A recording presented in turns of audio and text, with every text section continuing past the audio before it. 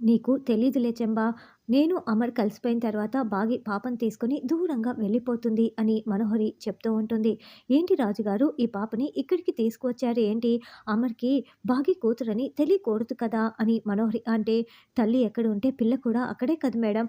అమ్మని వదిలేసి ఎక్కువ రోజులు పాప ఉండలేదు కదా! అందుకే తీసుకువచ్చాను అని రాజుగారు అనడంతో, నేను ఎవరో తెలియకుండా నటిస్తానులే ఆంటీ అని ఆరు పాప అంటే, తల్లి మూడాకులు చదివితే పిల్ల ఆరాకులు చదివినట్లు ఉంది వీళ్ళ పరిస్థితి. ఈ తింగరి మనోహరికి అర్థం కావటం లేదు అని చంబ అనుకుంటూ ఉంటుంది.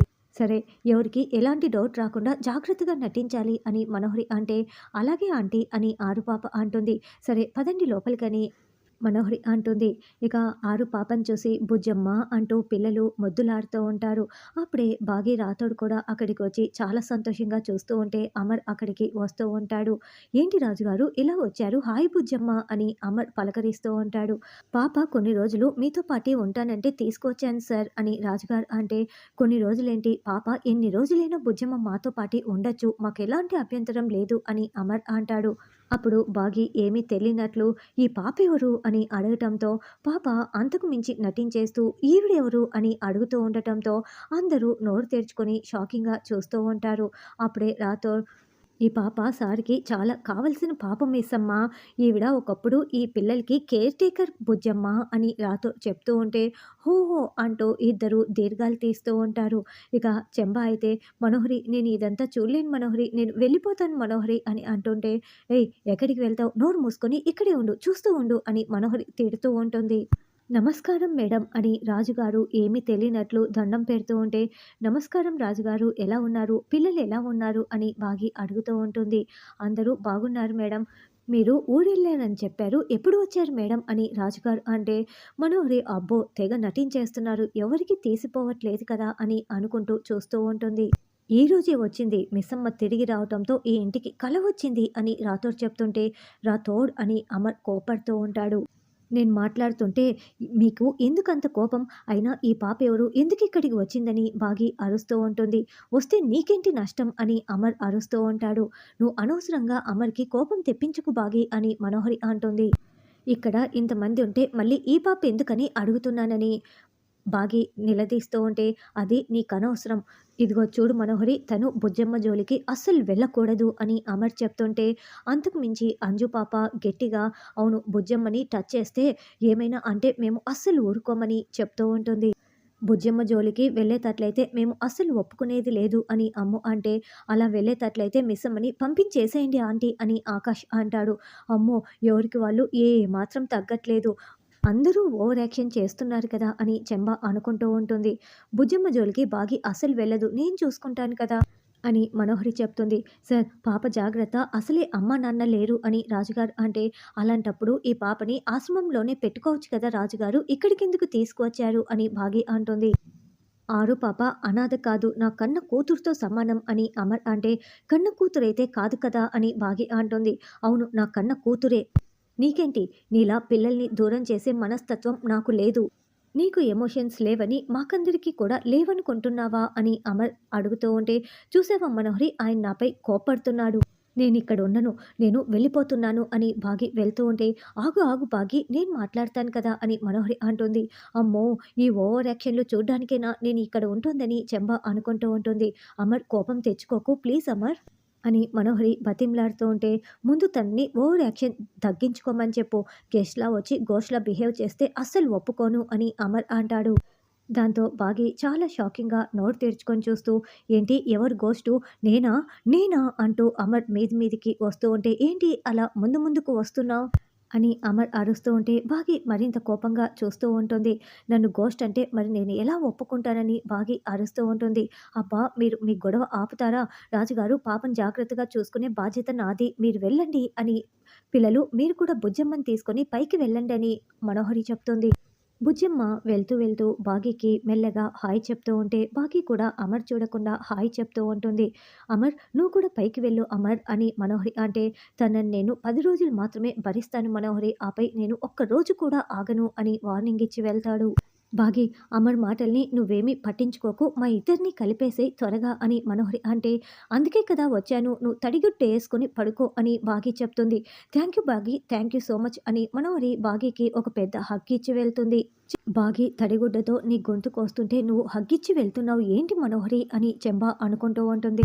తర్వాత జైల్లో ఉన్న అరవింద్ తీవ్రవాది ఇంకొక తీవ్రవాది దగ్గరికి ఒక కానిస్టేబుల్ వచ్చి, మీ వాడు లైన్‌లో ఉన్నాడు. ఇదిగో ఫోన్ మాట్లాడు అని ఇచ్చి అక్కడే వెయిట్ చేస్తూ ఉంటాడు.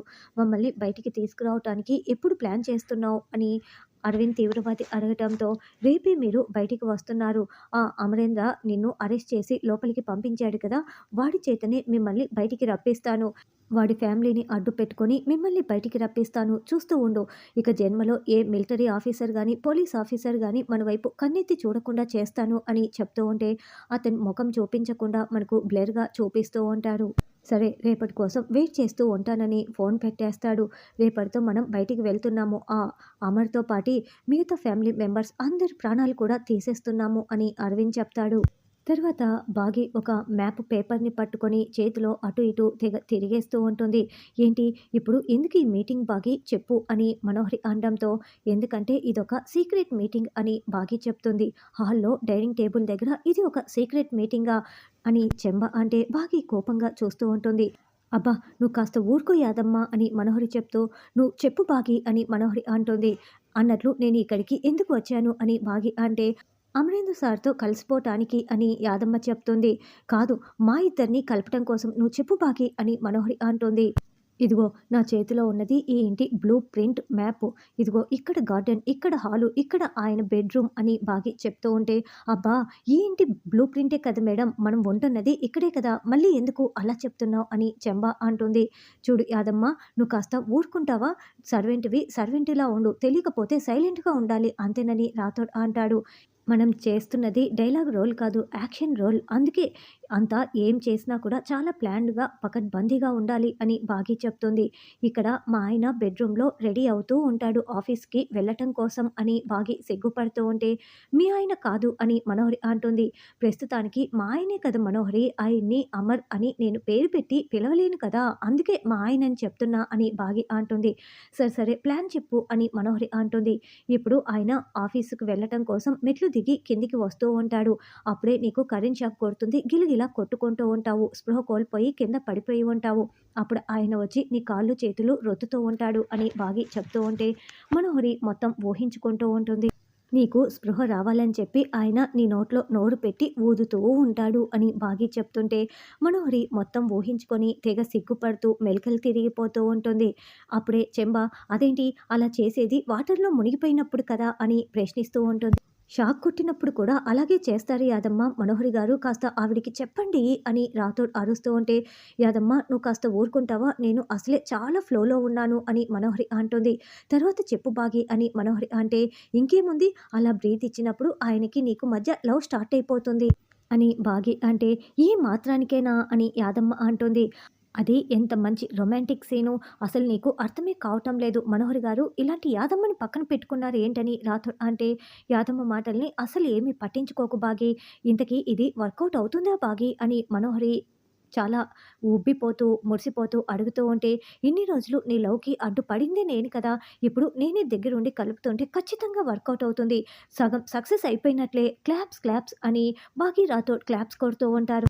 కాకపోతే ఇక్కడ ఒక చిక్కు ఉంది. అదేంటంటే ఆయన ఆర్మీ ఆఫీసర్ కదా!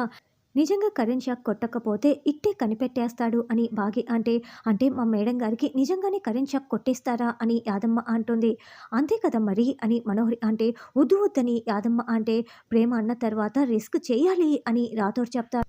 అవునని బాగి చెప్తుంది. బాగి నువ్వేం చేస్తావో చెయ్యి. నేను అన్నిటికీ రెడీ. అమర్ ప్రేమ కోసం నేనేమైనా చేస్తానని మనోహరి అంటుంది. మన ప్లాన్ అమలు చేద్దాం పదండని రాథోడ్ అంటాడు. సార్ ఇక్కడ ఆఫీస్‌కి వెళ్ళటం కోసం రెడీ అవుతున్నాడు ఓవర్ అని వాకీ టాకీ పట్టుకొని రాథోడ్ చెప్తూ ఉంటే, నేను ఇక్కడ వైర్ల దగ్గర రెడీగా ఉన్నానని మనోహరి చెప్తుంది. ఇక బాగి స్విచ్ బోర్డ్ దగ్గర ఉంటుంది. మరి నేనెక్కడ ఉండాలని యాదమ్మ అడగటంతో, నువ్వు నా దగ్గరికి రా అని మనోహరి పిలుస్తుంది. నాకెందుకో బాగి మీద డౌట్ వస్తోంది. ఇన్ని రోజులు మనకి ఆపోజిట్‌గా ఉంది. ఇప్పుడు ఇలా హెల్ప్ చేస్తుంటే డౌట్ వస్తోంది కాబట్టి ఎందుకైనా మంచిది స్విచ్ బోర్డ్ దగ్గర నువ్వుండు. అమర్ వస్తున్నప్పుడు ఒక్కసారి అలా ఆన్ చేసి ఇలా ఆఫ్ చేసేసేయ్ అని మనోహరి చెప్తుంటే అప్పుడే భాగీ రాథోడ్ కోపంగా అక్కడికొచ్చి చూస్తూ ఉంటారు.